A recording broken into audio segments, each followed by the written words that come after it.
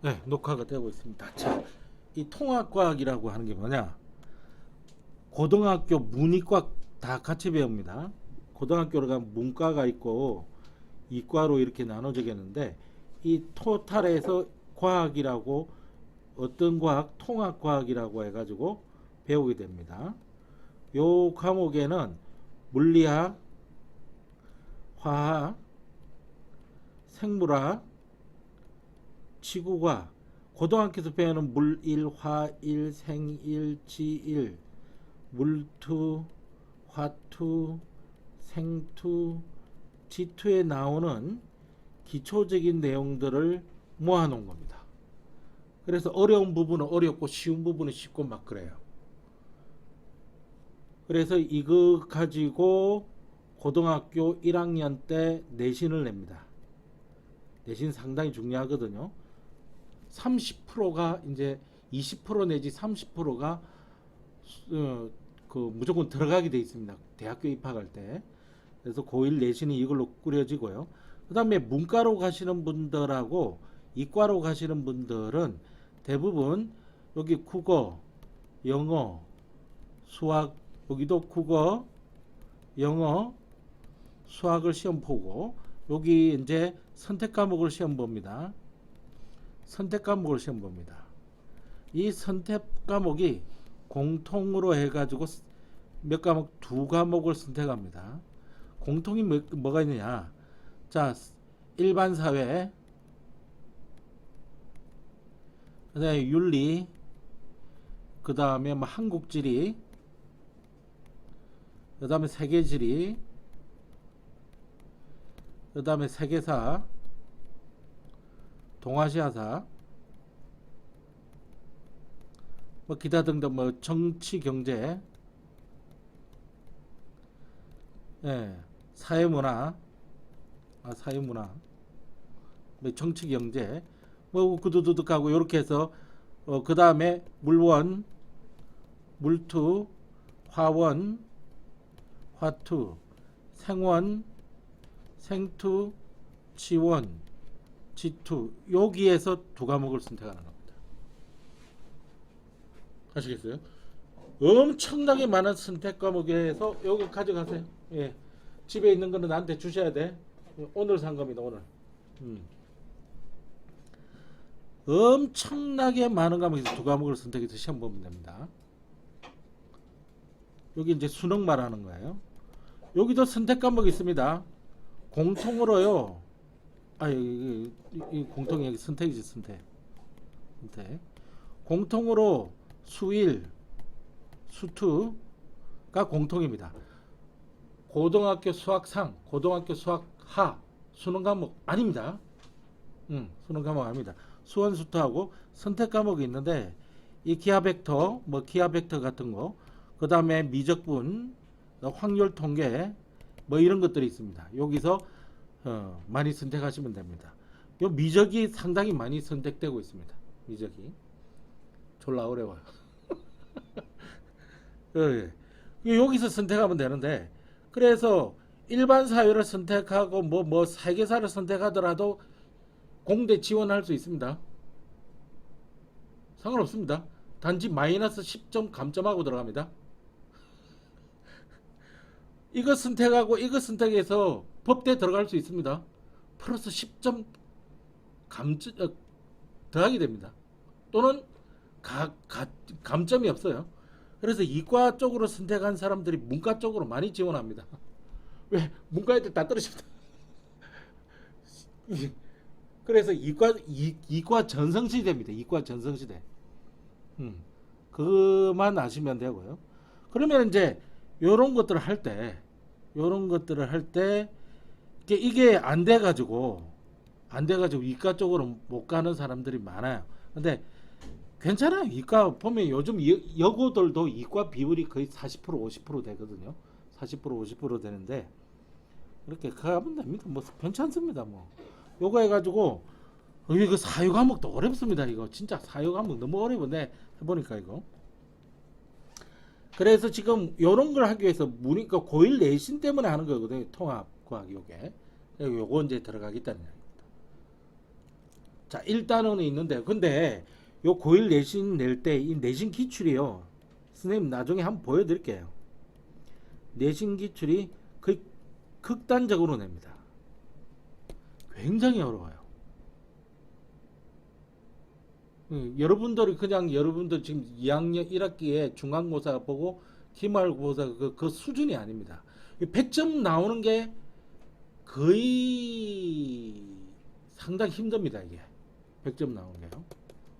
보통 90점 나오면 굉장한 실력을 갖춘 애.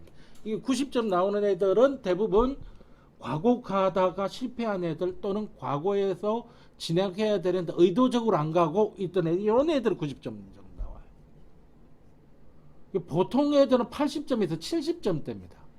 공부 약간 안 하지 60점 안 나옵니다. 공부를 약간 안 하면 한 60점 정도 나오는데 공부를 안 하고 시험 치지 한 40점? 거의 과락입니다. 그러면 그 내신 포기로 들어가야 돼요. 대학 가는데 엄청난 지장을 주게 됩니다. 그렇게 되면. 아니 물론 뭐 지방대 가려면 갈 수 있습니다. 뭐 그건 못 가겠습니까? 뭐 빵점 맞아도 갈 수 있습니다.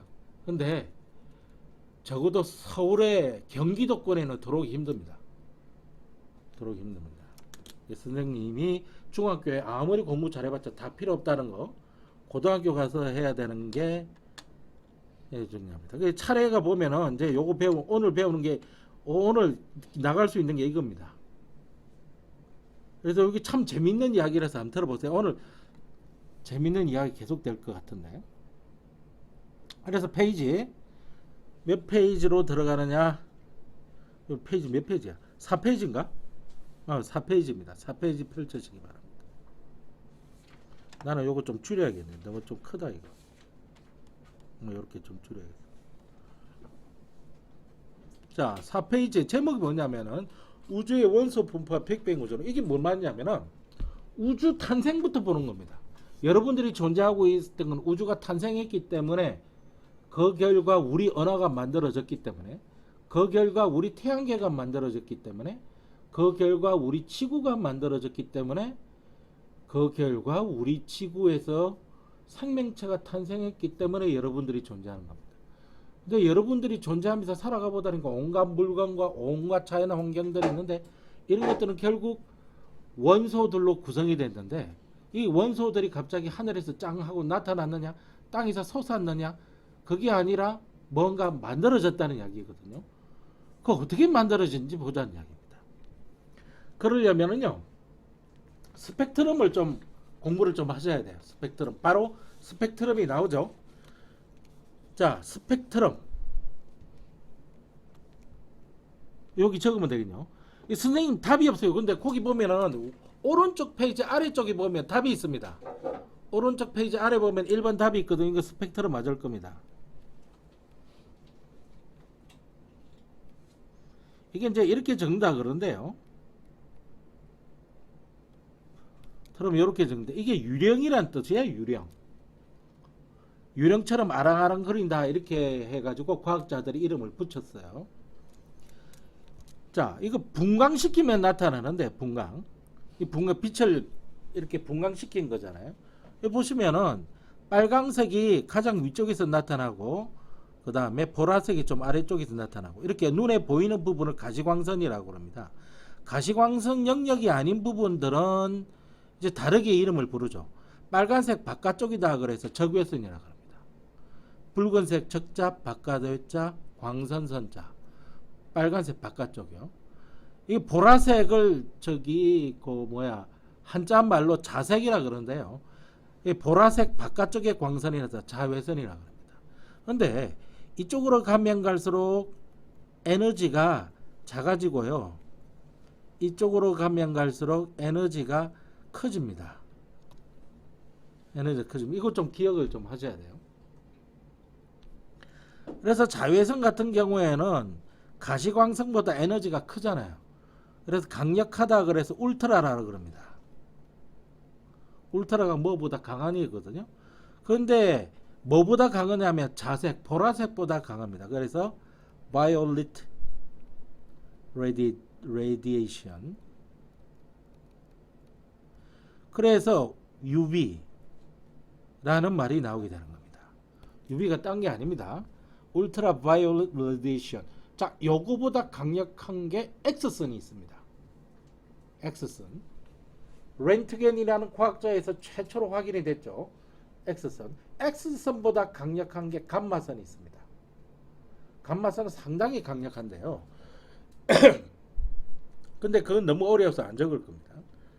여기 있는 것만 할 겁니다. 여기는 작다. 저기서는요. 뭐보다 못한.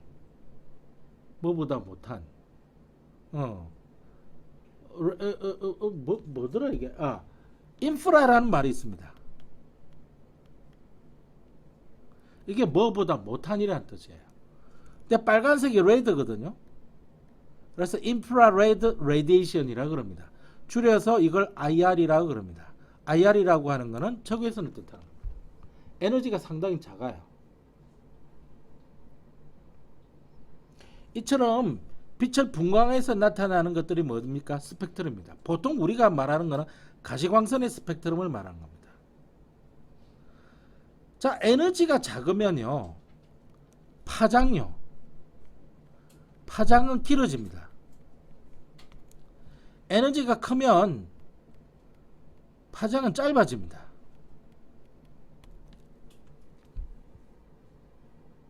파장. 중학교 때 배웠습니다. 중학교 과학 때. 자, 그러면 선생님 기억이 잘 안 나기 때문에 잠깐 관계에 대해서 좀 설명해 주면, 자, 이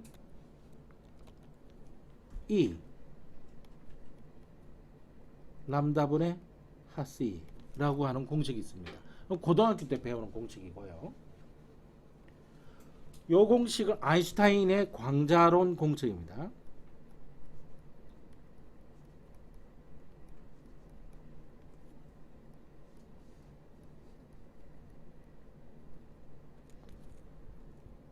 광자가 뭔지를 여러분들 아직 몰라서 상관없어요. 아인슈타인의 광자론 공식이고요. 이퀄 하 F라고 적습니다. 외워두는 게 좋습니다. 여기서 E는요, 에너지를 뜻하고요. C는 뭘 뜻하느냐면은 광속 상수입니다. 빛의 속력 상수예요. 이거는 항상 일정합니다.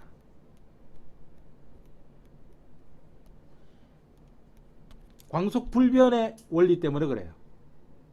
이게 20세기 인류의 최고의 발견 중에 하나입니다. 빛의 속력은 변하지 않는다는 거. 광속 상수입니다. 알 필요 없습니다. 알 필요 없지만 적어 드릴게요. 2.99 곱하기 10의 8성 미터 퍼 세컨입니다. 알 필요 없습니다. 빛의 속력을 뜻하는 거예요. 이건 안 변합니다. 이걸 뭐라고 그러냐면은 람다라고 읽고요. 이건 그냥 C라고 읽으면 됩니다. 람다라고 읽고 요게 바로 파장을 뜻합니다.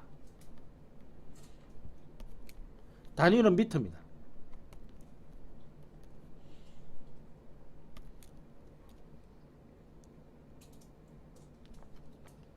그 다음에 F는 뭐냐? frequency of wave. 파동에 있어서 진동수를 뜻합니다. 진동수. 주파수라고 말하기도 합니다. 단위는 뭐냐면은 여러분도 배웠습니다. 헤르만 헤르츠의 이름을 기리기 위해서 헤르츠라 그러죠. 선생님 여기 말 안 한 거 있는데요. 하나 있습니다. H요. 플랑크 상수입니다. 상수기 때문에 항상 일정한 값으로 정해집니다. 굉장히 작은 값입니다. 너무너무 작은 값이고요. 알 필요 없습니다. 그냥 상수라는 걸 알고 있습니다. 플랑크라고 하는 독일 과학자의 이름을 기리기 위해서 만들어 놓은 상수입니다. 자, 그러면 상수는 필요 없으니까요. 상수는 필요 없으니까 머릿속에서 그냥 살짝 지워 넣어보면 에너지는 파장과 반비례하죠. 그래서 에너지가 작아지면 파장이 길어지는 겁니다. 에너지가 커지면 파장은 짧아지는 거고요. 뿐만 아니라 진동수요. 에너지가 커지면 진동수가 커집니다. 그래서 이건 진동수 F가 커지는 겁니다. 이건 진동수 F가 작아지는 거고요. 이 관계가 상당히 중요합니다. 고등학교 3학년 내내 이과로 가실 분들은 머릿속에 들어가 있어야 됩니다. 아인슈타인의 광자론의 공식이 굉장히 중요한 공식입니다. 이 공식을 만드는 과정은 졸라 어렵습니다. 그러나 이 공식을 응용하는 것은 너무 쉽습니다. 에너지와 파장은 반비례 관계고 에너지와 진동수는 비례 관계고 파장과 진동수는 반비례 관계라는 걸 그냥 말해주는 것 뿐입니다. 이걸 알아내는 것은 일부 천재들이 엄청난 시간을 투자해서 알아냈고 우리는 간단하게 공부하면 끝나는 겁니다. 마치 곱셈 공식 외우듯이. 그렇죠? 곱셈 공식 아무런 뜻 없이 막 외우고 있는 것도 있습니다. 어느 뜻도 우리도 그렇게 외우면 되는 겁니다. 자, 그래서 보세요. 보라색 쪽은 파장이 짧고 빨간색 쪽은 파장이 길다. 이게 맞대네. 파장이 짧을수록 굴절이 크게 일어난다. 더 많이 꺾인다면 파장이 짧을수록 굴절이 크게 일어납니다. 파장이 짧을수록 에너지가 크거든요. 에너지가 클수록요, 환경이 급변하는 가는 데가 뭐 충격을 더 많이 받아요. 그래서 파장이 짧을수록 충격을 더 많이 받기 때문에 에너지가 커가지고 이렇게 더 많이 꺾입니다.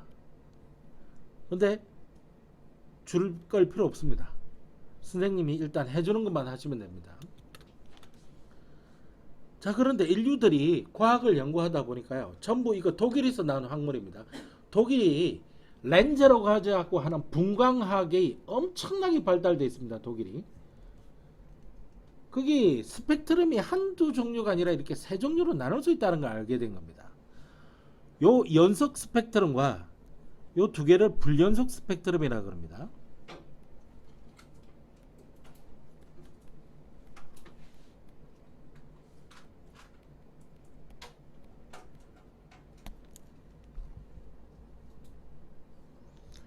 요걸 연속 스펙트럼이라고 그러고 요 불연속 스펙트럼이라고 그러는데, 이걸 한번 보여드릴게요. 연속 스펙트럼이 뭐고 불연속 스펙트럼이 뭔지 한번 보여드리겠습니다. 이게 지금 있을라나 모르겠습니다. 내가 여기 좀 가지고 있었으면 좋겠는데,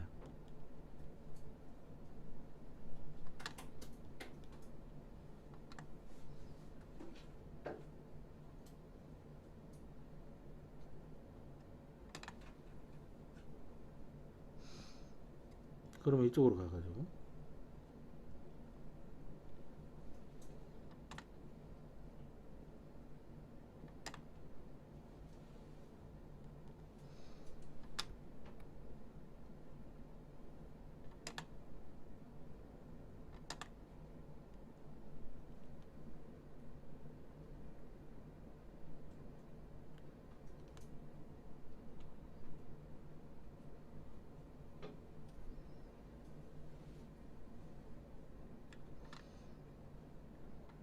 이거는 선생님 책입니다. 내가 만든 책이고요. 인쇄하기 귀찮아서 책 사라 그런 겁니다.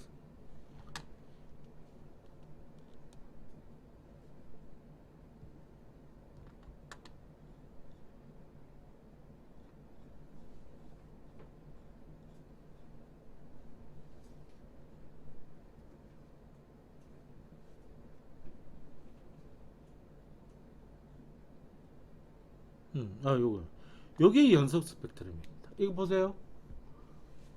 요게 무지개. 이게 연속 스펙트럼이에요. 이게 여러분들은 지금 흑백으로 돼 있는데 어차피 시험 문제 컬러로 절대로 안 나오기 때문에 흑백에 인쇄하라고. 요게 흡수 스펙트럼이고 요게 방출 스펙트럼인데요. 차이점이 요거 중학교 2학년 때 배웠습니다. 여러분들 기억나죠? 여기 흡수 스펙트럼 컬러 바탕에 검은 띠가 나타나고요. 검은 바탕에 칼라띠가 나타납니다. 밴드가 나타나요. 오케이? 중학교 2학년 1학기 맨 앞에서 이거 스펙트럼 했다는 거 기억날 겁니다. 그죠? 원소들이 불꽃 반응색이 같으면 스펙트럼으로 구분한다 이래가지고 했던 기억이 날 겁니다. 자, 됐죠? 그래서 그 연습 스펙트럼을 보겠습니다. 그러면은 요거를 구분해 보겠죠. 여기 어떤 스펙트럼일까요? 방출선이 있어 가지고 방출 스펙트럼이라고 하면 되겠습니다. 그러니까 이 검은 바탕에 칼라선들이 나타나는 겁니다. 그럼 요거는 흡수 스펙트럼이겠죠. 중학교 2학년 1학기입니다. 이건 흡수 스펙트럼입니다. 이거는 연소 스펙트럼의 칼라 바탕이잖아요. 검은색 흡수선이 나타나죠.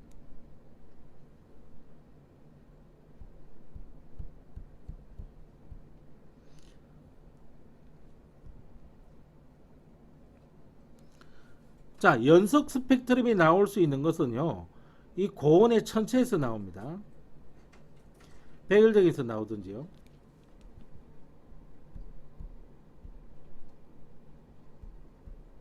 고온의 천체에서 나오는 것은 전부 연속 스펙트럼이 됩니다. 그런데 이거 방출 스펙트럼은 고온의 기체에서 나오는 겁니다.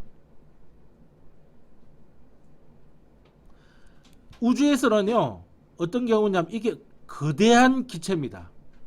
여기 별이 하나 있어요.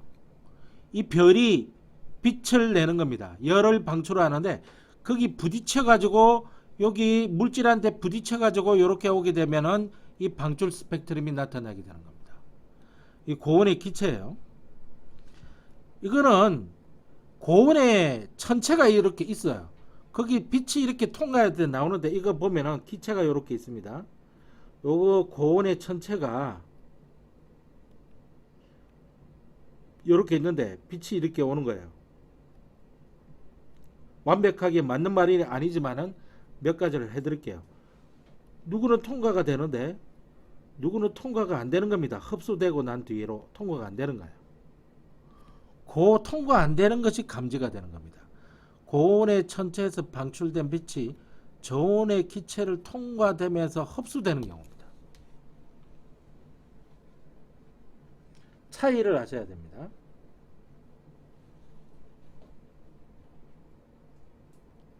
그리고 이거는 2단원으로 배울 때까지 말을 해줄 수가 없습니다. 2단원을 말을 해줄 수가 없습니다. 그래서 스펙트럼 구분하는 문제가 한 문제 출제가 됩니다. 어렵습니다. 이게. 근데 중학교 2학년 때 우리 어떻게 배우냐면은 같은 원소라면 흡수선과 방출선의 위치와 선의 개수 이런 게 다 가르쳐. 심지어 요 굵기 양에 따라 다르다, 그지? 양이 많으면 굵기가 더 굵어져요. 그래서 원소 종류가 다르면 스펙트럼의 위치, 개수, 선의 개수 이런 거 다 다르다는 걸 배웠다는 걸 알 겁니다.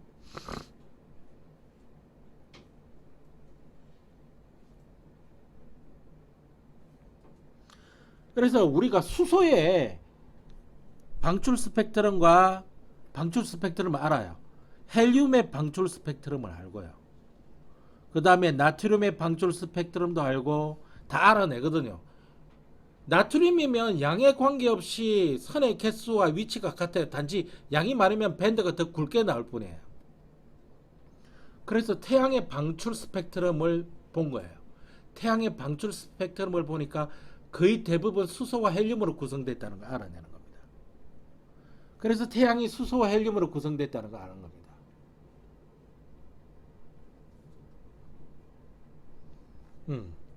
마찬가지로 토성이나 목성을 보면 방출 스펙트럼을 보면요, 토성과 목성에서 날아오는 별빛을 스펙트럼으로 분광을 해보는 거예요. 분광해버리니까 대부분 수소와 헬륨으로 구성됐다는 걸 아는 겁니다. 천왕성과 명왕성을 방출 스펙트럼을 얻어낼 수가 없었어요. 왜? 너무 멀리 떨어져 있어서 빛이 오다가 다 없어지는 거예요. 그래서 보이저 1호와 2호가 날아간 거예요. 그까지 날아가 가지고 천왕성하고 매왕성을 보면서 스펙트럼을 찍은 거예요. 스펙트럼을 찍어 가지고 지구의 사진을 정성해 준 거예요. 그래서 지구에서 보니까 야, 이 새끼 소량의 암모니아와 메테인을 가지고 있다는 사실을 알게 된 거예요. 그런데 메테인의 함량이 높은 쪽이 해왕성이야. 그래서 메테인의 색깔이 파란색이거든요. 그래서 해왕성이 좀 더 파랗게 보이는 거예요. 그런데 천왕성은요, 메테인의 함량이 높기는 한데 흡수수를 보니까 이산화황 황화수소 기체가 많다는 걸 알게 된 겁니다.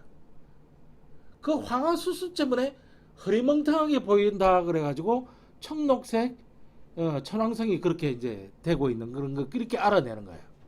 이게 천문학의 발달에 있어서 어마어마하게 중요한 겁니다. 스펙트럼이.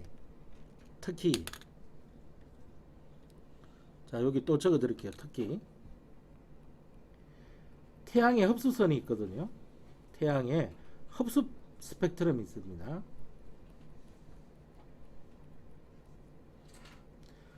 이 세상에 태양은 딱 하나뿐이라고 생각해 보자고요. 이걸 고유 명사처럼 이렇게 태양의 흡수 스펙트럼, 요거를 브라운 호프,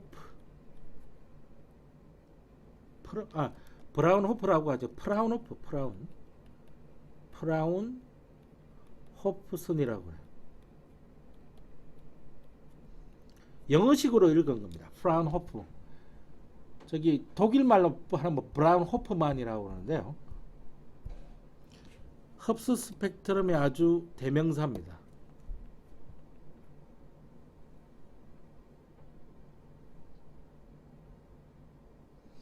이걸로 뭘 알아내냐면은 태양의 대기 성분을 알아낼 수 있습니다.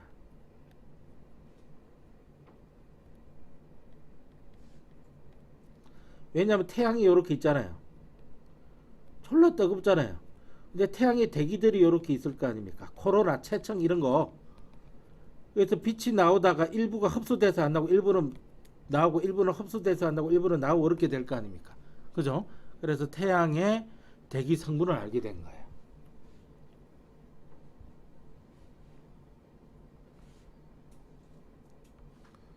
야, 잠잘래? 돈을 2배로 받을 거야. 책값. 이놈의 자식. 지금 대학교 공부하고 있는 겁니다. 대학교 들어가기 위해서 남보다 먼저 시작해야 반복을 2번 하면요. 내 이야기 통합과 반복 2번 하지. 그럼 60점 나옵니다. 통합과 반복 3번 하지. 그럼 70점 나옵니다. 통합과 반복 4번 하지. 그럼 80점 나옵니다. 무슨 말인지 알겠냐? 근데 고등학교 올라가서 이걸 하면은 반복할 시간이 안 나와요. 거짓말인지 참말인지 가서 시험 보면 내 시험 제가 한번 보여줄게. 올해 출제된 거 작년에 출제된 거 한번 보여줄게. 자, 우주의 원소 분포로 들어갑니다. 우주를 구성하는 천체에 스펙트럼을 분석하면 됩니다. 천체라고 하는 게 뭐죠? 별, 행성, 위성, 소행성 이런 걸 말하는 겁니다. 하늘이 떠다니는 거 모든 거 스펙트럼을 분석을 해야 되는 겁니다. 그래야 원소 분포를 알 수 있습니다. 선의 위치, 개수, 굵기는 원소 종류에 다 다르다. 이건 중학교 2학년 1학기. 스펙트럼에서 선폭을 비교하여 원소의 질량 뭐를 할 수 있다? 선폭. 굵기죠, 굵기. 그걸 비교하면은 질량비까지 알 수 있습니다. 필립이 눈 떠. 필립이 저기 8월 뭐 얼마까지 저기 미국 갔다 온다며. 그 못 듣는 거는 여기 화요일 목요일 나와서 들어야 돼요. 선생님이 그때 시간이 있어서 그때밖에 시간 못 불러요.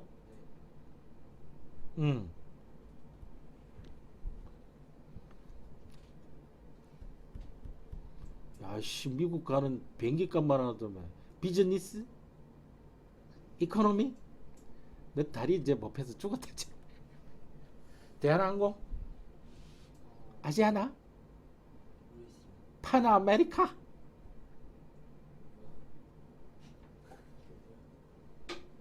뭐? 아유.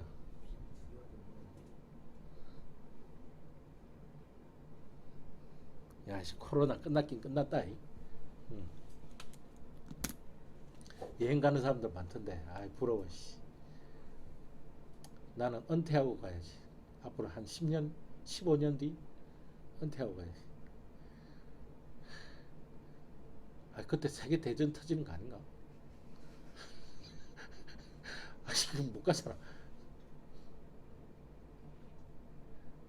필리핀, 너 그거 갔을 때 러시아랑 미국이랑 전쟁할 거야, 아마. 네 한국 못 들어와. 그럼 네 미국이랑 같이 총 들고 싸워야 돼. 살아남아라. 이. 네. 네. 자, 별빛 대 스펙트, 이 별빛 별을 구성하는 원소 종류, 질량별까지 다 나옵니다. 빨간 줄 들어갑니다. 어차피 배울 거. 우주 전체적으로요. 수소와 헬륨이 질량비 3대 1입니다. 우주의 그러니까 거의 모든 원소가 수소와 헬륨으로 구성되어 있습니다. 우주에서는 거의 모든 원소가 수소와 헬륨으로 되어 있고 나머지가 작게 질량비가 3대 1로 되어 있습니다. 이게 빅뱅 초기부터 해서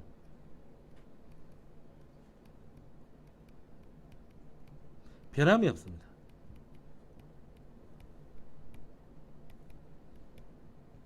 물론 뼈간이 num을 만큼 변했긴 변했겠죠. 질량비입니다. 개수비가 아닙니다.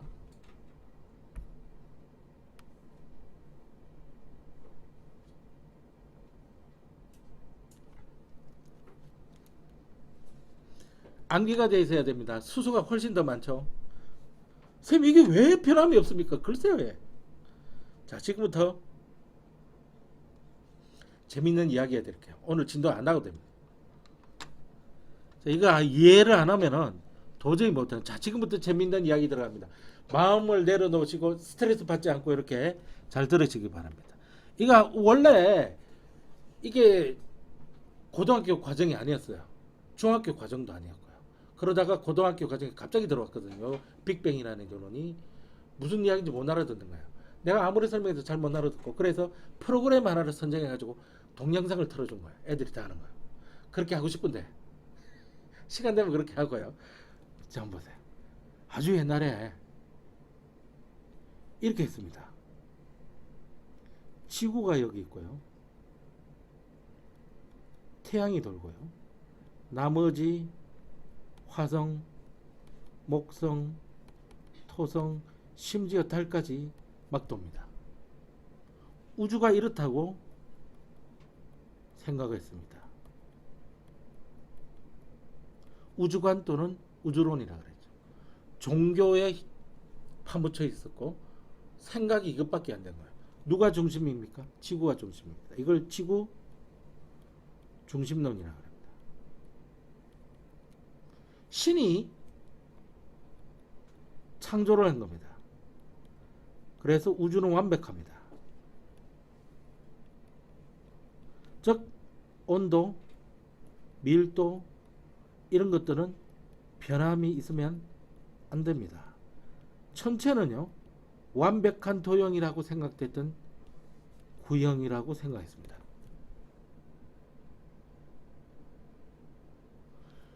이거 가지고 단점이 나오는데요. 무슨 단점이 나오냐면 하늘 위에 움직이는 천체 중에 단점, 빨갛다고 중요한 거 아닙니다. 이거는 단점이 발견되는데 뭐가 발견되는지 하늘 위에 천체의 운동이 일정하지가 않습니다. 천체의 운동이 우리가 배웠습니다. 운동은 일주 운동이 있고 연주 운동이 있다 이렇게 배웠는데 여기서 말하는 것은 주로 이제 연주 운동을 말하는 겁니다. 연주 운동이 일정하지가 않습니다. 이게 단점. 선생님 이게 왜 단점입니까? 저기 차 누구야 쟤? 고개 들어라. 고개 들어라. 고개 들어라. 고개 들어라. 그렇게 차냐? 대학교 안 갈 거냐? 여기 자러 왔냐? 전체 연주운동 일정하지 않을 수도 있잖아요. 아니에요. 사이언스, 과학이라고 하는 거는 모든 현상이 간단한 공식으로 설명이 돼야 됩니다. 복잡하게 설명하면요, 그건 과학이 아닙니다. 아인슈타인의 공식 조금 전에 적은 거 있죠? 이게 복잡합니까? F는 람다분의 하시, 이게 복잡해요? F란다. E가 하이퍼라고 하는 게 복잡해요? 뉴턴의 가속도와 질량의 관계 A는 M분의 F, 이게 복잡합니까?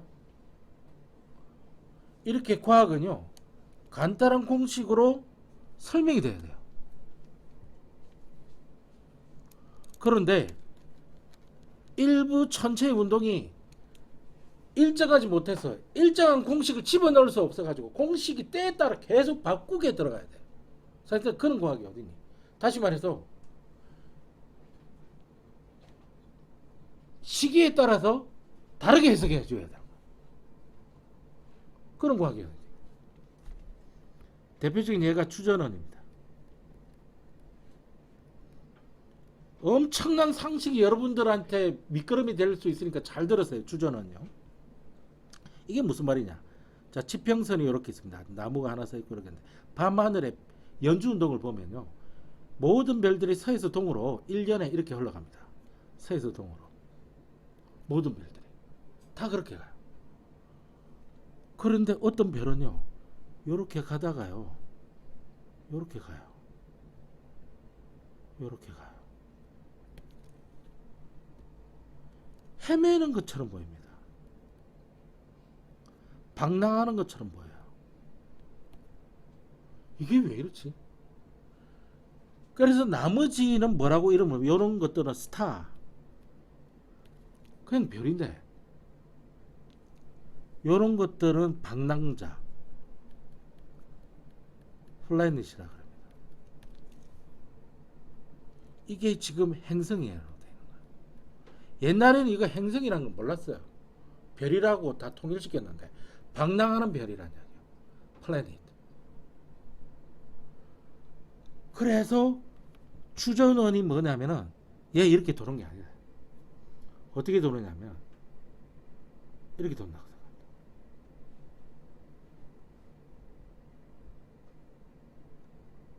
아니면 이걸 설명할 수 없다고. 수천 년을 이렇게 내려옵니다. 그런데 스웨덴 쪽이가 노르웨이 쪽이가 핀란드 쪽이 아직 덴마크 여하튼 북구에 있는 코페르니쿠스라는 신부님이 나와요. 코페르니쿠스.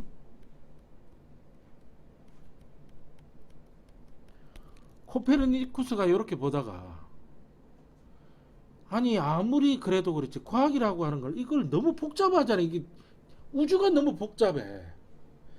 그래서 태양과 지구 자리를 바꾼 거예요.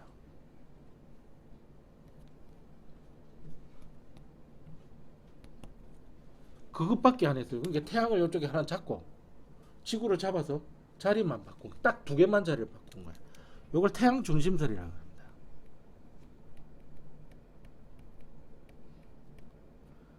이렇게 하니까 복잡한 게 없어지고요, 주전원 개념도 없어집니다. 단순히 돌고 있을 뿐이에요. 그러면은 헤매는 과정이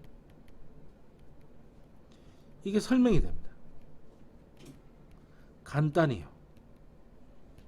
뭘로? 상대 속도와 상대적 위치 차이. 자, 우리 상대적 위치 차이에 대해 배운 거 있습니다. 달의 위성, 달이 왜 보름달로 보이고 상현달로 보이고 초승달로 보이지? 태양과 지구와 달의 위치가 상대적으로 다르기 때문에 그래요. 그걸 깨달아보는 거예요.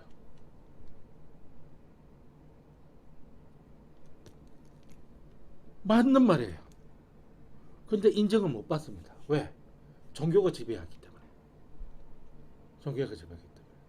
이렇게 과학이라고 하는 거는 사실이라도 인정 못 받는 경우는 많습니다.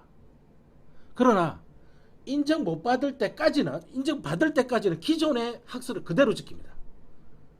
이게 반론에서 완벽하게 뒤집어지면은 언제 그랬냐는 또 깡그리 잊어먹고 새로운 학설을 받아들입니다. 아주 매정합니다, 과학은. 그래서 여기 코페르니쿠스 요 사람 이름을 살짝 기억해 두십시오. 코페르니쿠스.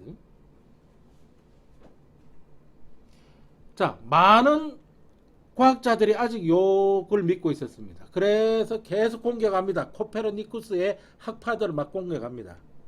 이때 갈릴레오 갈릴레이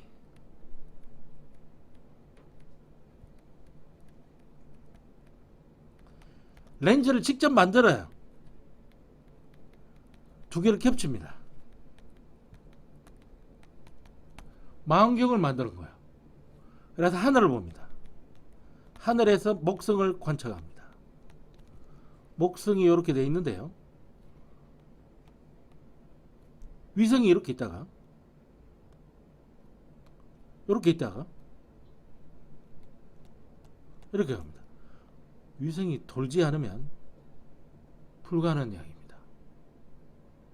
이거는요, 정면으로 이걸 깨부시는 이야기입니다. 왜 그럴까요?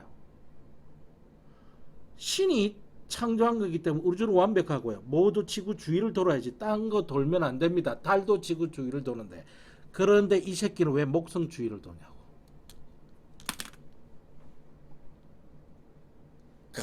로마 카톨릭이 무너지기 시작합니다. 멘붕이 되거든. 그래서 이 새끼를 잡아가둡니다, 실제로. 물론 저 다른 이유도 있었어요. 다른 이유도 있었는데 이 새끼 불러 이래가지고 잡아가둡니다. 그 다음에 갈릴레이가 토성을 봅니다.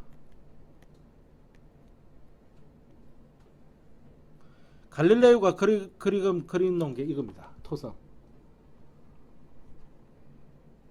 전체는 구형해야 됩니다. 왜? 신이 창조했기 때문에. 이거 구형이 아니잖아. 이거 띠벌 뭐지? 이러고 있었는데 이탈리아 과학자 카시니라고 하는 과학자가 렌즈 두 개를 구경을 더 크게 만들고 그래서 더 확대를 더 시킵니다. 그랬더니 이렇다는 사실을 알아냅니다. 그래서 고리라고 하는 것을 카시니가 제일 먼저 토생해. 1650 몇 년인가? 1653년인가 그래요, 이때가. 우리나라 병자호란이 일어날 때입니다. 병자호란이 일어날 때.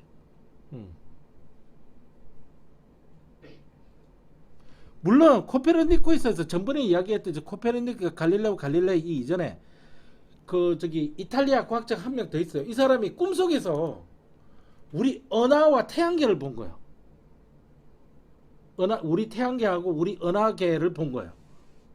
꿈속에서. 그래 이 신부님이거든요.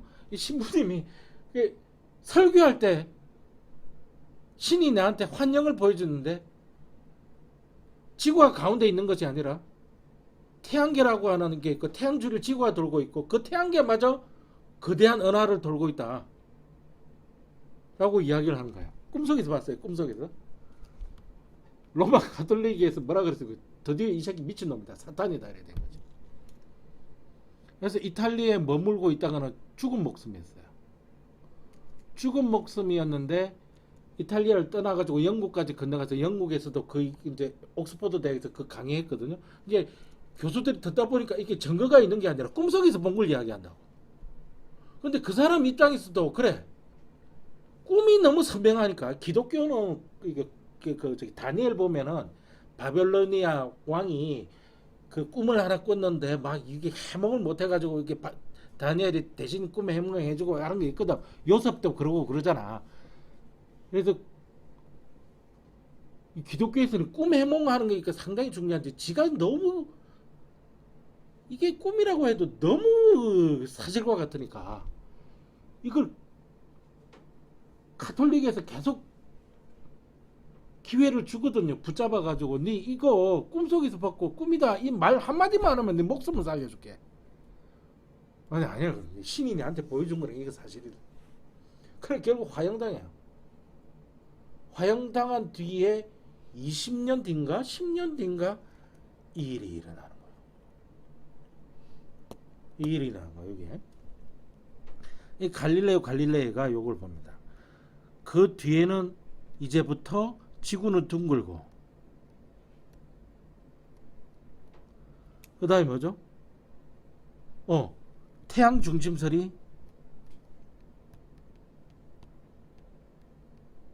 차지하게 됩니다. 언젠가부터. 그래서 우주는요, 태양계가 끝입니다.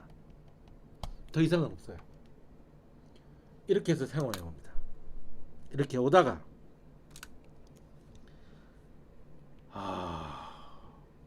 아인슈타인까지 옵니다. 아인슈타인은 이걸 무슨 우주론이라 하냐면은 정적 우주론이라 그러는데요. 아인슈타인 독실한 그 기독교 신자예요. 기독교 신자이기 때문에 신이 창조했다. 예, 이상한 짓 많이 했지만 우주를 신이 창조했다고 여겨요. 그래서 여기 우주의 온도, 밀도, 질량, 총에너지 이거는 불변한다고 생각했습니다. 우주는 수축한다고 생각했습니다.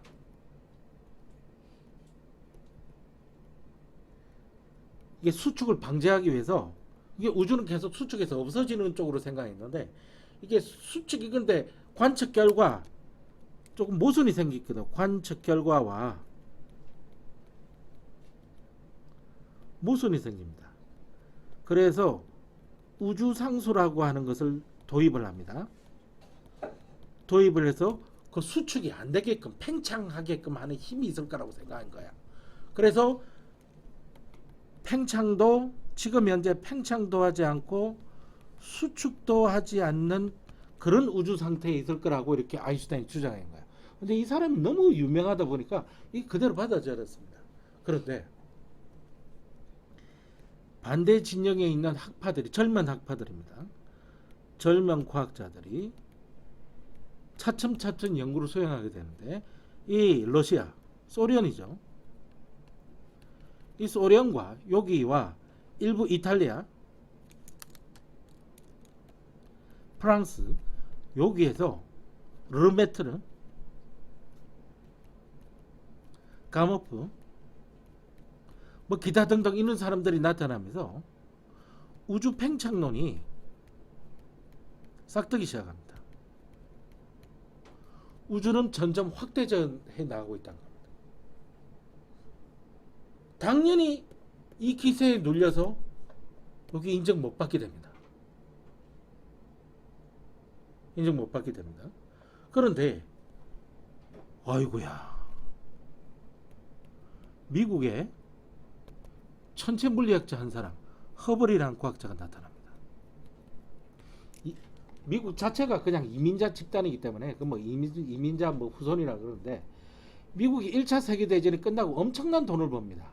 그 돈으로 뭐 할 수가 없어가지고 뭐 돈이 넘쳐나니까 엄청난 렌즈를 깎아가지고 반사망원경을 만들어가지고요, 윌선산 LA 근교에 있는 윌선산 위에다가 천체망원경을 설치를 해놓고 천문대를 설치하고 요거를 관리 운용할 사람을 찾는데, 아니 이 사람 찾기도 힘들어요. 왜냐하면 높은 산 위에서 아무도 없는 데서 거의 혼자 몇 명의 직원들과 함께 문명이랑 뒤떨어져서 살아야 되거든요. 그 다음에 이게 높은 산이다 보니까 산소가 희박해가지고 고산병에 걸릴 수도 있고요.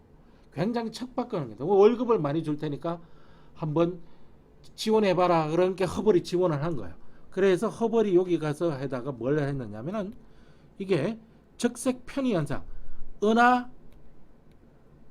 은하를 관측을 했는데 이게 적색 편의 현상이 있다는 것을 알아냅니다. 이거는 아인슈타인이 틀렸고 우주 팽창론이 맞다는 증거입니다. 나중에 이야기 드립니다. 이게 맞고 이게 틀렸다는 거 이야기입니다. 이걸 못 믿어가지고 아인슈타인이 직접 LA까지 뉴욕에서 로스앤젤레스까지 날아가서 막 낙이 타고 올라가요. 산까지 올라가가지고 이 사람 만나요. 만나가지고 기자들이 막 따라오거든요. 만나가지고 실제로 이거를 적색편의 현상을 천체망원경으로 봅니다. 틀린 거예요. 허블이 말이 맞았고 르메테르 가모프 말이 맞은 거예요. 그래서 이게 사라집니다. 그날부로 이게 폐기가 되고요. 그 다음에 이게 다시 두 개로 나눠집니다. 자, 르메테르 가모프와 같은 이 우주 팽창론의 정통합파들은 대폭발 이론을 만들어내고요. 그 다음에 정상우주론,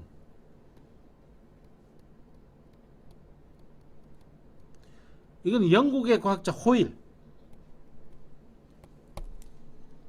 의해서 정상우주를 만드는 거예요. 이게 차이점이 뭐가 있느냐면은 대폭발 이론은 여기 아주 작은 점이 갑자기 폭발해가지고 우주가 만들어졌다는 이야기입니다. 얘는 정상우주론이라는 말은 똑같아요. 똑같은데 우주가 이렇게 팽창돼서 만들어졌는데 이 팽창돼 나갈 때 여기 에너지가 증가를 한다는 이야기입니다. 질량이 증가를 한다는 이야기예요. 물질의 양이 증가한다는 겁니다. 밀도가 변하지 않는다는 이야기입니다. 그런데 얘는 에너지는 일정하고요. 질량도 일정합니다.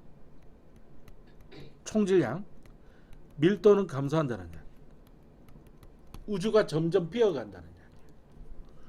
요 두 개가 이론이 충돌하다가 조금 전에 선생님이 말한 수소와 헬륨의 질량비가 3대 1인데 이것이 빅뱅 초나 지금이나 같다는, 그 다음에 우주 배경 복사, 요게 약 2.7 켈빈, 즉 그러니까 약 3 켈빈이죠. 로 거의 균일하게 분포한다. 자, 우주 배경 복사. 이게 뭐냐면은 우주의 평균 온도입니다. 2.7 켈빈이면 약 마이너스 270도씨를 말하는 거거든요. 마이너스 270도씨로 거의 균일하게 분포하고 있다라고 하는 것이 우주 배경 복사 이론인데 요 두 가지 정보로 이게 나가 떨어집니다. 그래서 지금은 이게 돼 있고 이걸 빅뱅 이론이라 그래요. 왜냐하면 호일이 전번에도 한번 이야기했듯이 라디오 방송에 나와가지고 대폭발 이론을 이렇게 놀려먹기 위해서 말하기 위해서 빅뱅이라고 이야기했는데 이게 사람들 머릿속에 각인돼 버린 거야. 그래서 대폭발 이론이라고 하지 않고 지금 빅뱅 이론이라고 해요. 요 과정을 배울 겁니다. 잠시 쉬었다가 계속 진행해 나가도록 하겠습니다. 자, 이제 무슨 이야기인지 살살 알기 시작할 겁니다. 자, 빅뱅 우주론의 확립 과정을 보겠습니다. 허블의 법칙, 이거는 옛날에 시험 문제가 나오고 지금은 거의 나오지가 않습니다. 그리고 그래서 그냥 특별한 내용 언급 없이 대표적 이야기만 보고 넘어가겠습니다. 우주 팽창. 허블은 외부 은하, 내가 그랬지, 초기에는 우리 태양계만 우주라고 생각했다고. 그래서 허블이 최초 외부 은하를 발견했습니다. 안드로메다 은하가 여기서 발견이 되는 겁니다. 그래서 은하라고 하는 것이 여러 태양계들이 수없이 모여 있는 게 은하입니다. 우리 은하가 약 7천억 개의 별이 모여 있고요. 안드로메다 은하는 약 1조 개의 별이 모여 있습니다.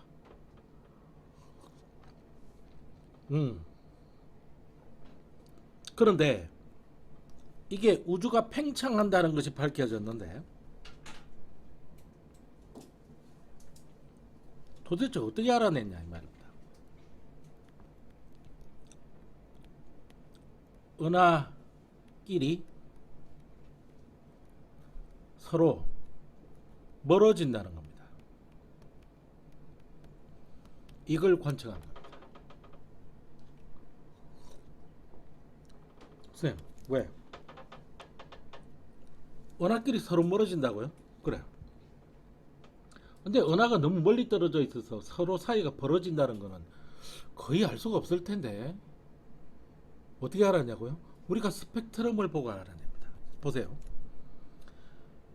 여기에 어떤 은하가 있다고 이렇게 이야기해요. 생각해 볼게요. 여기 우리 은하고요. 이게 외부 은하가 여기 있습니다. 만일 요 사이 거리가 좁아질 수도 있고 멀어질 수도 있고 변함이 없을 수도 있습니다. 만일 변함이 없다면 요 흡수선들이 또는 방출선들이 요 위치에서 나타납니다. 이거는 요 별에 구성된 물질을 가지고 방출 흡수해 가지고 여기서 거리 관계 없거든요. 멀어지느냐 안 멀어지느냐 그것만 있으면 되니까요. 그랬을 때 이렇게 나타나요. 만일 이 사이가 가까이지면요, 가까이 이렇게 다가오는 경우에는요, 이 청색 가시광선 스펙트럼 저 청색 쪽으로 요 밴드들이 치우칩니다. 치우쳐서 나타나요. 만일 멀어지면요, 이것도 모르게 멀어지면요, 빨간색 쪽으로 치우치게 나타납니다. 자, 여기 보면은 파장이 700이거든요. 이 700쪽이 빨간색 쪽이고 파장이 400쪽이 보라색 쪽입니다. 파란색 쪽이라고요. 그런데 여기 나타나는 스펙들이 약간씩 오른쪽으로 치우칩니다. 이 현상을 뭐라 그래요? 적색편이라 그럽니다. 일종의 도플러 효과입니다.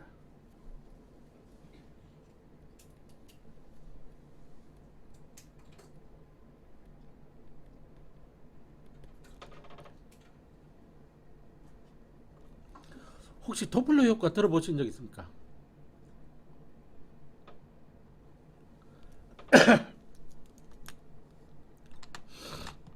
보여드릴게요.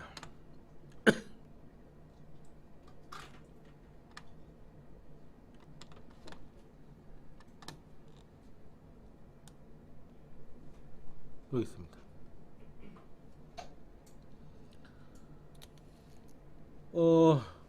이 차가 이용이용 소리를 내면서 그대로 정지해 있습니다.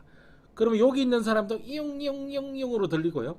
여기 있는 사람도 이용으로 들립니다. 그런데 이 차가 움직입니다. 여기 있는 사람은 어떻게 들리냐면 이런 식으로 들려요.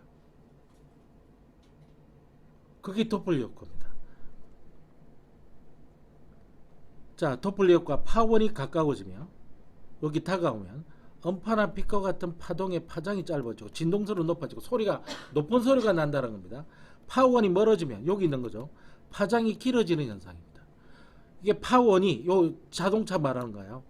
파동을 만들어내는 원본이라는 뜻이니까 자동차가 멀어지면 여기 있는 사람은 얘가 멀어질 거 아닙니까? 파장이 길어지는 현상입니다. 실제로 여기서부터 여기까지 간격이 길어지고 있습니다. 적색편의 현상은 뭐냐면은 여기 보시면 자, 나는 여기 있고 요 은하가 여기 있습니다. 얘도 정지해 있고 얘도 정지해 있으면은 정상적인 스펙트럼이 여기 중앙선이 여기 나타난다고 할 거예요. 빨주노초 파남보의 중앙이 여기. 근데 만일 얘가 다가온다면은 청색변이 현상이라고 해서 요 중앙선이 이쪽으로 치우칩니다. 여기 초록색이 여기 나타나잖아요. 초록색이 여기 나타나는데 이걸 청색편의 현상이라고 합니다. 근데 만일 내가 여기 있고 여기 은하들이 있는데 은하들이 자꾸 멀어지면은 어떻게 됩니까? 요 중앙선이 어떻게 돼? 빨간색 쪽으로 움직이게 됩니다. 그런데 허벌이 이걸 우주 망원경으로 보면서 전부 스펙트럼을 다 해본 거예요. 혹시 가까이 다가오는지 멀어지는지. 근데 특수한 경우를 제외해 놓고는 다 멀어진다는 걸 알게 된 겁니다. 세계적인 발견입니다. 청색변의 현상. 스펙트럼에서 흡수선의 위치가 누구? 어서든 흡수선의 위치가 원래 파장보다 무슨 쪽으로? 붉은색 쪽, 파장이 긴 쪽으로 치우쳐져 나타나는 현상입니다. 이거는 나와 그 관측자, 나와 관측하는 그 대상이 멀어지고 있다는 것을 보여줍니다.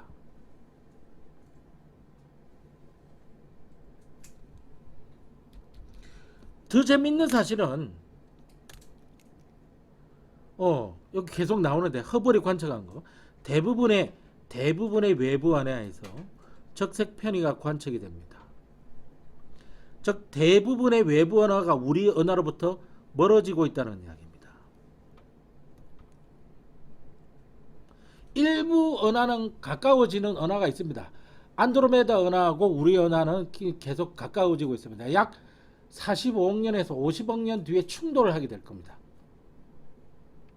아이고야, 뭐 그때는 뭐 우리 자손이 지구를 버리고 다른 행성에 가서 식민지를 건설하고 살고 있을 테니까 뭐 그런 거 없고, 일부 은하들만 아주 특수한 경우만 가까워지고 있지 나머지는 계속 멀어지고 있습니다. 더 재밌는 것은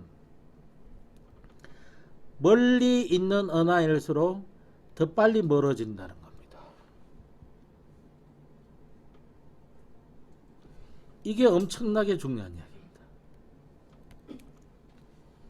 우리랑 가까이 있는 은하가 멀어지는 속도에 비해서 저 멀리 있는 은하가 우리랑 더 빨리 멀어진다는 이야기입니다.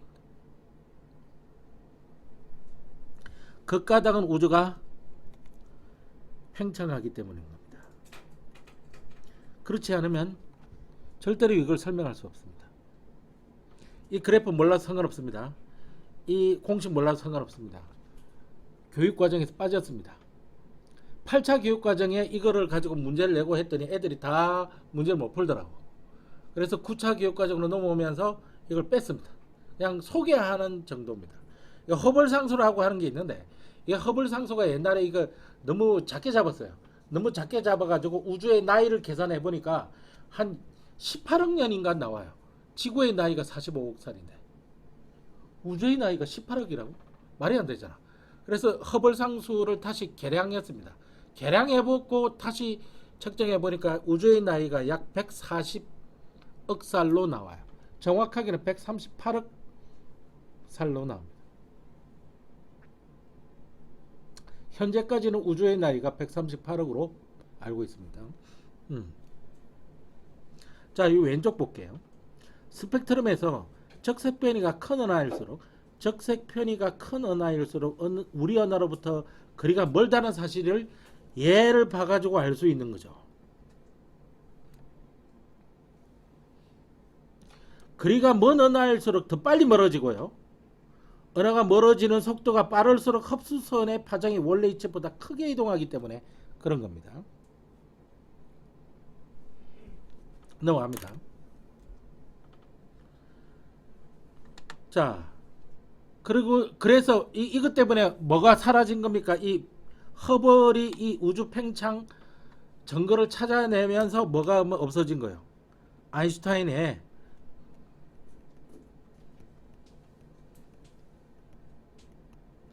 정적 우주론이 폐기된 겁니다. 폐기되고 팽창 우주로만 남게 된 겁니다.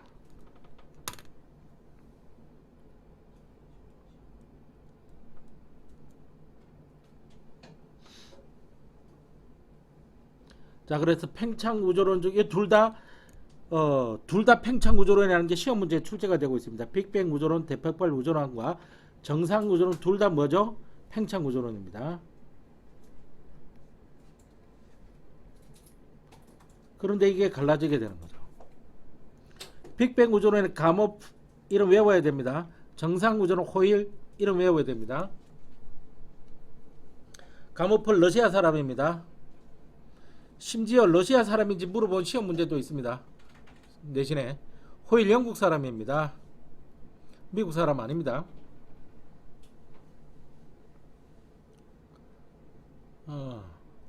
초고온 아이고 이거 색깔이 왜 이래. 초고온 초고밀도의 한 점, 이걸 특이점이라 그럽니다.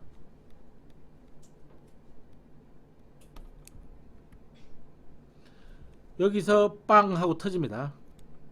대폭발이 일어나죠. 빨간색으로 바꿔가지고 그 위에 급격히 팽창합니다. 화살표 쫙 뻗어가지고 광속보다 빠른 팽창입니다.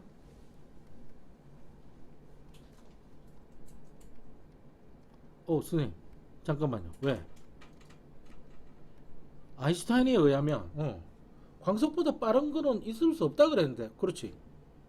근데 광속보다 빠르게 팽창한다고요? 예, 물질 자체는 광속보다 빠르게 움직일 수 없습니다. 그 어떤 것도. 그러나 그 경계가 확대되는 부피 팽창은 빛보다 빠를 수 있습니다. 그스라고 하는 과학자에서 확인됩니다.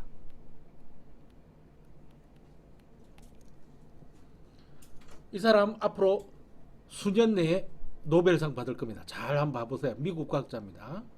원래는 수학자였는데 천문학자들이 수학을 그렇게 잘하는 편이 아니었습니다. 물론 엄청나게 수학 잘하는 사람들이죠. 그럼에도 불구하고 난이한 수학 문제를 풀기 위해서는 수학자가 필요했습니다. 그래서 수학과에 다니고 있는 하버드 대학에서 수학과에 다니고 있는 학생을 꼬십니다. 물리학과로는 뭐라고? 먹고 살게 해줄게. 자기도 알고 있습니다. 수학하다가 굶어 죽는다는 거. 그래서 거기서 넘어갔습니다. 이 사람이 급팽창 이론을 만들어내고요. 지금 나이가 한 60쯤 된 것 같네요. 60쯤 된 것 같네요. 젊었을 때 한 30대 때 이거 급팽창 이론을 만들어냅니다. 아무도 이해를 못했었는데 왜? 너무 수학이 나라여가지고 지금은 좀 많이 이해를 하고 있습니다. 과학자들이. 여러분들 지금 내가 이거 이야기한 거 말만 설명하는 건데 왜 수식으로 다 설명할 수 있는데 그렇게 하면 여러분들 다 머리가 부서질 겁니다. 이게 그래서 지금 말만 가지고 하고 있는 겁니다. 이게 결론만 받아들이면 돼요. 급팽창 이론입니다. 이거 없이는 빅뱅 이론을 설명할 수가 없습니다. 그래서 현재는 어떻다는 겁니까? 현재는 평균 기온이 마이너스 270도 그리고 온통 비어 있는 거죠. 저온과 저밀도의 우주가 된 겁니다. 자, 참고적으로 우주를 영어로 뭐라 그러냐? 뭐 유니버스라고 이야기하기도 하지만 혹시 스파이스라고 하는 거 알겠습니까? 스파이스. 발음 스페이스라고 발음하기도 합니다. 상관없습니다. 미국의 남부 지방사는 스파이스라고 말하기도 하는데 스파이스가 원래 무슨 뜻이죠? 빈 공간이라는 뜻입니다. 많은 영한사전에 빈자를 이렇게 괄호를 쳐놓죠. 공간이라는 뜻, 공간. 우주가 거의 비어 있다는 이야기입니다. 거의 빈 공간이랑 마찬가지라고 해서 스파이스라고 해요. 여러분들 SF 영화 보면은 막 우주선이 여기 화성하고 목성 사이에 뭐가 있니? 소행성 때가 막 있지. 그래서 소행성 때 지나가면 막 운석이 막 부딪히고 그러는데 100% 거짓말입니다. 안 보입니다. 운석이랑 부딪힐 확률은 번개 맞을 확률보다 더 낮습니다. 여기서 소행성이랑. 그만큼 우주는 빈 공간이고 이게 넓은 공간이고 과대적으로 표현이 되어 있는 겁니다.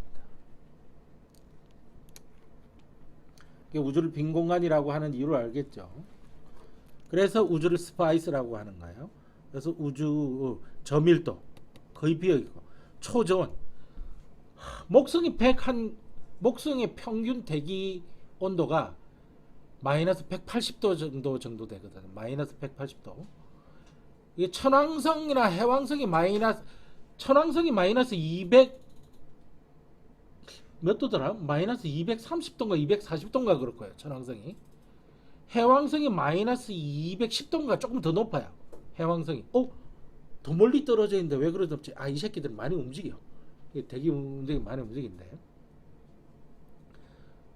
그 정도예요. 굉장히 춥네요.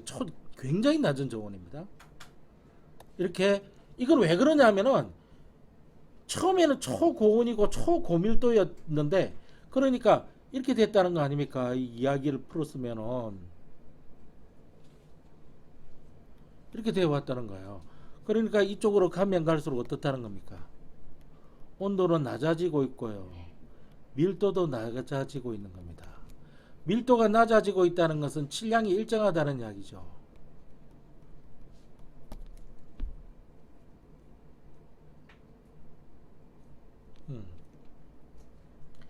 이게 빅뱅 이론입니다. 그러면 정상 우주론은 뭐냐? 팽창형이네요. 내가 둘 다 팽창 우주론이라 그랬지. 자꾸 새로운 물질이 만들어집니다. 그래 빈 공간을 메워요. 밀도 온도가 변하지가 않는 겁니다. 그림을 보겠습니다. 요 그림 요 옆에다가 별표 3개입니다. 100% 출제 확률입니다. 자, 밀도라고 하는 게 부피분의 질량이라는 걸 잊지 마십시오. 질량분의 부피가 아닙니다. 부피분의 질량입니다. 가모프 등에 의한 러시아 과학자들과 일부 이탈리아, 프랑스 과학자들에 의한 우주론에 의하면 우주가 이렇게 팽창되더라도 외부에서 도입되고 있는 것이 전혀 없습니다. 에너지도 도입이 되지 않고 물질도 도입이 되지 않고 아무것도 도입이 안 됩니다. 따라서 이놈이 가지고 있는 질량은요 일정할 수밖에 없어요. 단지 부피만 커지니까 밀도는 어떻게 됩니까? 감소할 수밖에 없습니다. 따라서 온도는 에너지 가지고 하면 되거든요. 에너지. 이 에너지가 일정하기 때문에 에너지 밀도가 에너지 총량을 말하는 거예요. 에너지 총량이 일정하기 때문에 에너지가 도입이 안 되니까 에너지 밀도가 떨어지는 거예요. 이 에너지는 온도 가지고 측정하면 되거든요. 온도가 감소하는 거예요. 추워진다고 점점 추워진다고. 그러면 여기 남아있는 요 공간에 남아있는 빅뱅 잔존열이 있을 겁니다.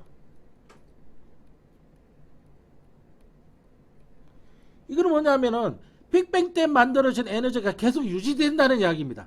빅뱅 때 만들어지는 열 에너지가 그대로 유지된다는 겁니다. 빅뱅 때 만들어진 온도가 그대로 퍼져나갔다는 이야기입니다. 이 빅뱅 잔존열이 바로 뭐라고요? 우주 배경 복사입니다. 복사라는 이야기는 에너지라는 이야기고요. 주로 열 형태로 관측이 된다라고 하시면 되고 우주 전체적으로 퍼졌고 배경이라는 말은 우주에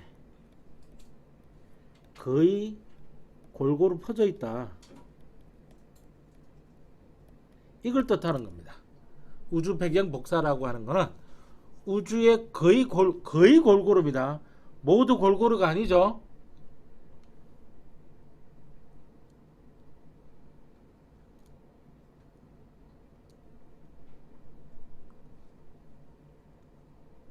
이 우주 배경 복사가 지금 몇 도라고?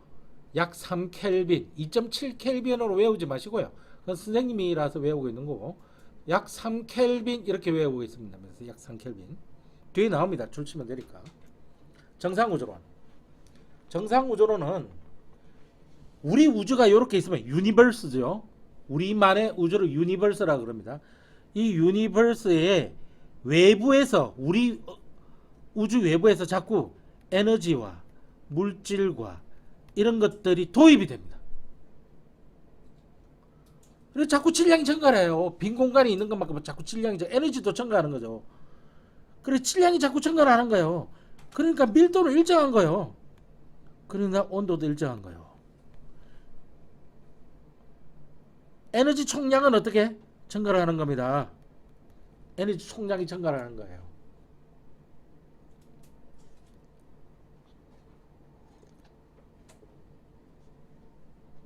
근데 어떻게 됐다? 어휴, 지금 현재 이게 폐기가 된 상태입니다. 왜? 바로 이것 때문에. 첫 번째, 수소대 헬륨의 무슨 비? 계속 반복적으로 이야기하고 있습니다. 칠량비가 3대 1이라는 게 중요한 게 아니에요. 이 3대 1이 빅뱅 초기나 그 다음에 현재나 거의 불변이라는 거야. 이거는 정상 우주론 가지고 설명 못해요. 오로지 빅뱅 우주론만 가지고 설명했고, 두 번째 우주 배경 복사죠. 이 우주 배경 복사라는 게 중요한 게 아니라 이 우주 배경 복사가 약 몇 켈빈? 3켈빈에 해당하는 에너지와 같다는 거죠.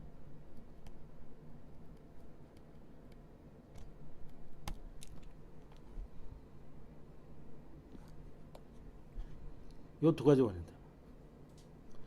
그러나 신목이나 양정 같은 경우에는 신목이나 양정 같은 경우는 다 폐기가 됐냐? 이 패자가 아니구만. 이 패자고. 미안합니다. 다 폐기가 됐냐? 아닙니다. 일부 수용하고 있는 것도 있습니다. 그 첫 번째가 별 내부 S의 핵융합 반응입니다.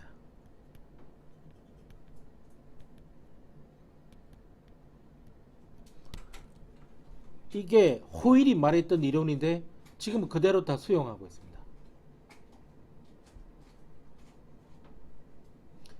이거 없이는 빅뱅 우주론을 보강해 줄 수가 없어요. 아, 정상 우주론이 다 폐기된 게 아니네. 그 중에 쓸만한 거는 다 가져왔네.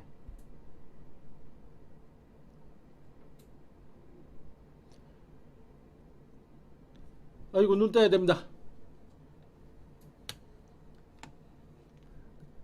눈 감고 있으니까 우리 연하를 봤습니까? 이렇게 천사들과 같이 하늘을 날아가면서 우리 태양계와 우리 연하를 봤어요. 그 사람이 그 천사를 봤거든. 예. 왜요?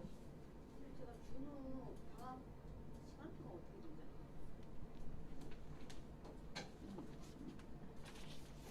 이거 예, 준호 박 요거 두 개입니다. 요거. 그거만 하면 아니 이거 아닌데.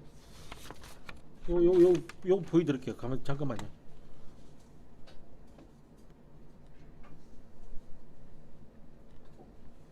아,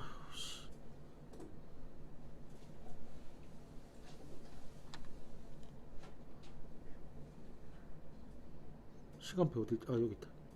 준호 거라고 해서 따로 뽑아 놓은 거 있는데.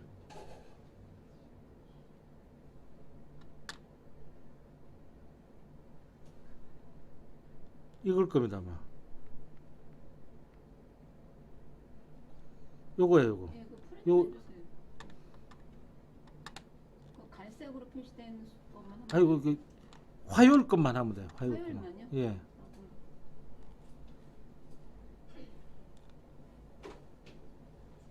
그럼 예, 나갈 겁니다. 예.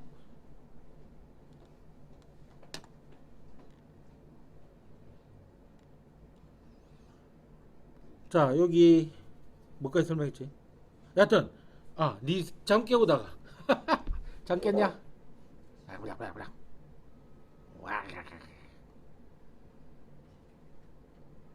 저 새끼가 왜?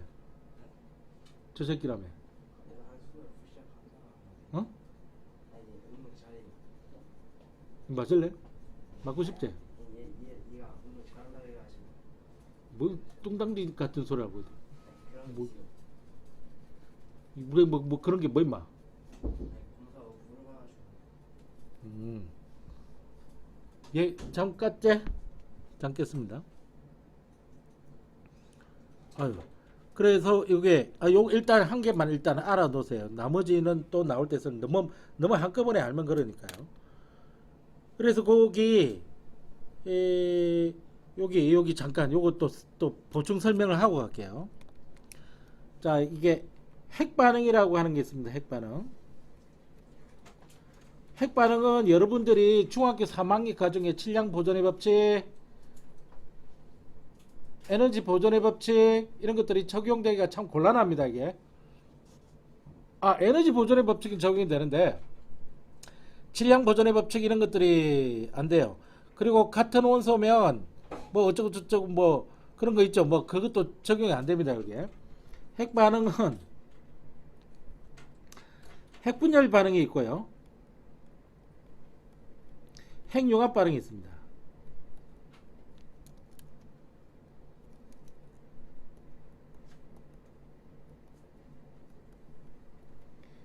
이게 핵끼리 융합되고 점점 무거운 원소가 점점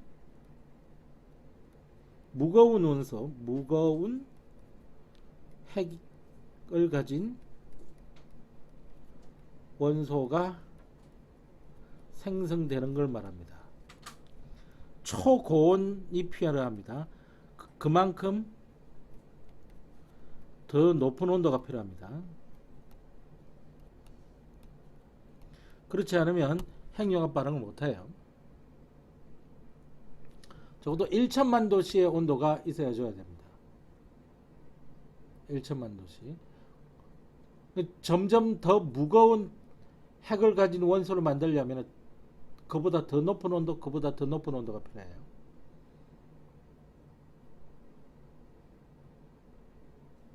핵분열 반응은요.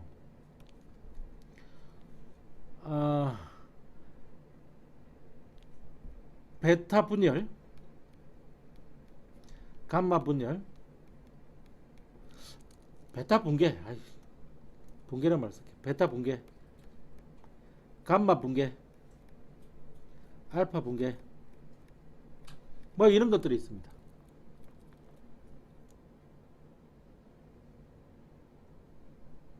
너무 자세히 하면 머리가 아플 건데 이게.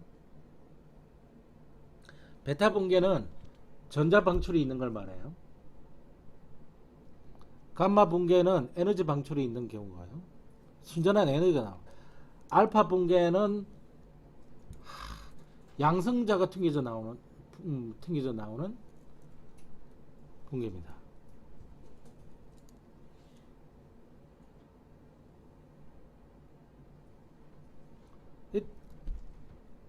베타 붕괴의 대표적인 게 고등학교 3학년들이 배우는 물리학2의 원자 핵분열이 나오거든요. 양자론을 배웁니다.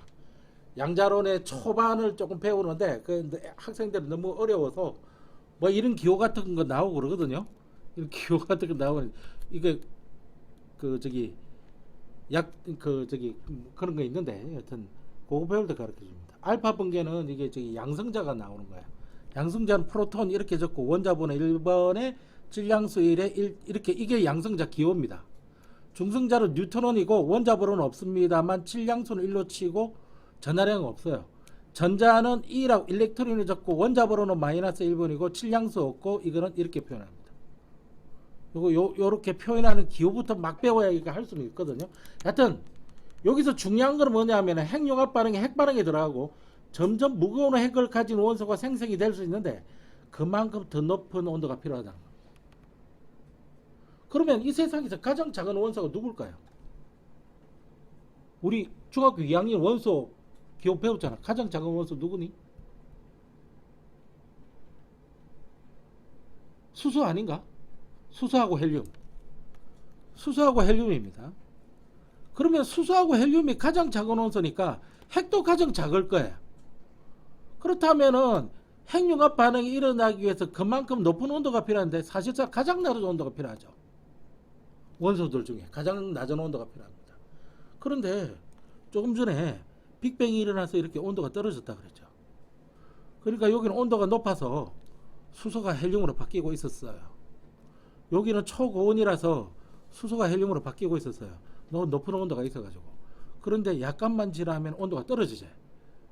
그러니까 그때부터는 수소가 헬륨으로 못 변하게 될 겁니다. 따라서 빅뱅 초기 때 만들어진 수소가 헬륨으로 변한 양이 그대로 유지된 거예요. 지금도. 이해가 됩니까?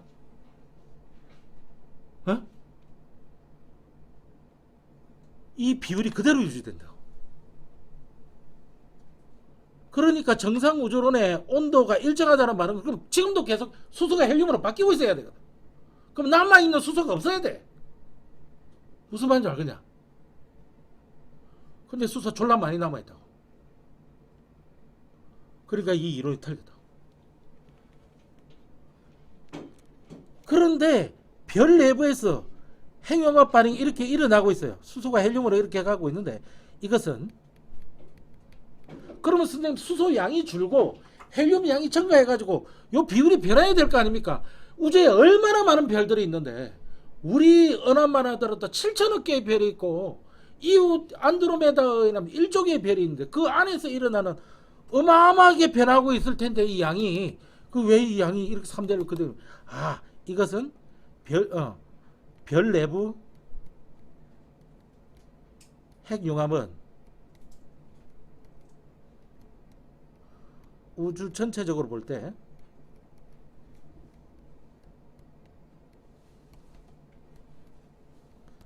수소 양의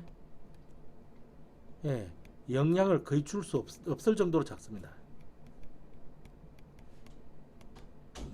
그만큼 우주에 퍼져 있는 수소가 막대한 양이고요. 그만큼 우주가 너무 넓다는 겁니다.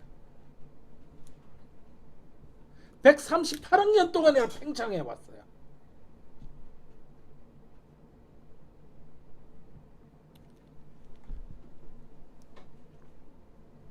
아유 뭐가지?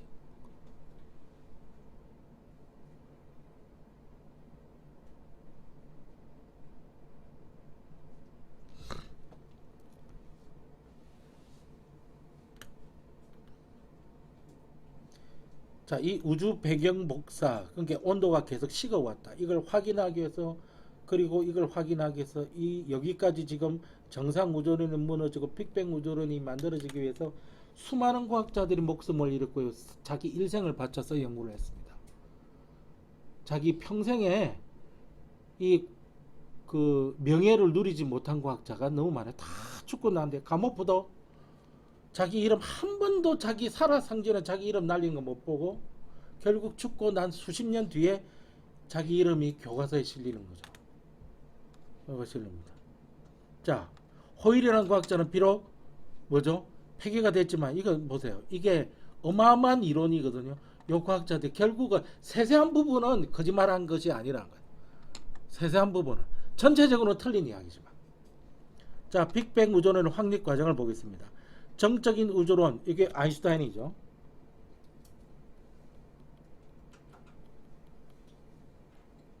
동적 우주론이 뭐죠? 팽창 우주론입니다.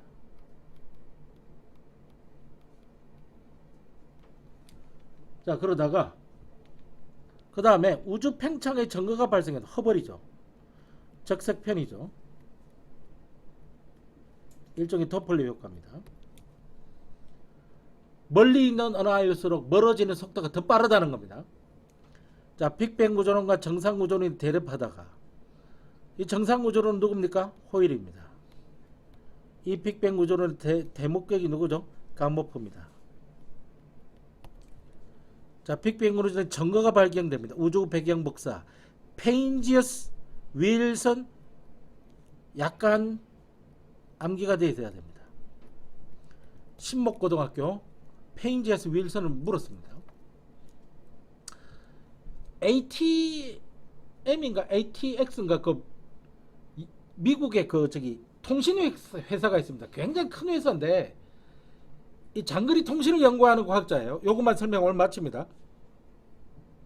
장거리 통신이 자꾸 투지를 대고 그래가지고 그래서 저 멀리 떨어져 있는 장거리 통신 전파를 받으려고 했는데 이 날아오는 전파 중에 너무 잡음이 많은 거예요. 지지직거리는 잡음이. 그래서 이 잡음을 없애려고 엄청나게 노력했는데 잘 안 없어져요. 그런데 야, 너 로스앤젤레스에서 우리한테 쏘지 말고 뉴욕 가서 우리한테 쏘아봐라. 그래서 안테나를 뉴욕 쪽으로 틀어요. 거기도 똑같은 잡음이 들리는 거야. 그래서 이 사람이 설마 이래가지고 여기 틀어도 잡음, 저기 틀어도 잡음, 설마 달 쪽을 향해도 잡음, 태양 쪽을 향해도 잡음, 잡음의 세계가 똑같아. 이런 무슨 빌어먹을 이런 경우가 다 있어. 그래가지고 이걸 발표를 해요. 우주 모든 공간에서 똑같은 에너지의 전파가 날아온다. 그랬더니 하버드나 MIT나 이런 데서 막 전화 연락이 오는 거예요. 네가 지금 뭘 한 줄 아냐? 나 모르는데. 목이 뭐라 우주 배경 복사를 실제로 발견한 거야. 노벨상 받을 때까지 확정 발표할 때까지 자기가 뭘 했는지 몰랐어요. 이 사람은 전파학자지 천문학자가 아니요. 노벨상 받았거든. 두 명 받았는데 얘네 여러분들 혹시 지상파 TV 켜면 치 하면서 막 이렇게 전문이 나타나는 거 있나? 그거의 약 40%가 우주 배경 복사입니다. 빅뱅 때 만들어진 에너지를 여러분들이 보시는 거예요. 40%를. 오케이? 그래서 이거 외워야 됩니다. 우주 배경 복사하고 요 질량비가 뭐죠? 이 새끼를 날려먹은 이유입니다. 아시겠어요? 오늘 여기까지 하겠습니다. 숙제는 오늘 없습니다. 아니 뭐야? 숙제 오늘 없습니다. 예. 방학 때기 마지막 날이니까 그제? 종률이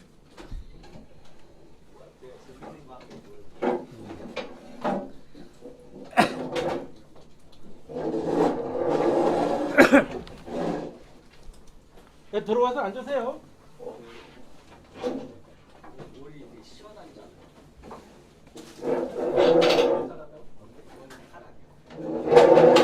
발에 들어가 있어요. 어우 쌩얼.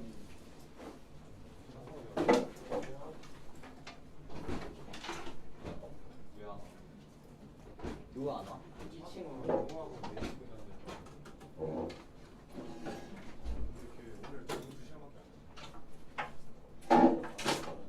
내가 진짜 한 시까지 미쳤지. 우산까지 하세요. 우산. 비안 예. 오는데. 녹화하고 있는 거 꺼야 돼. 아 이거 돼.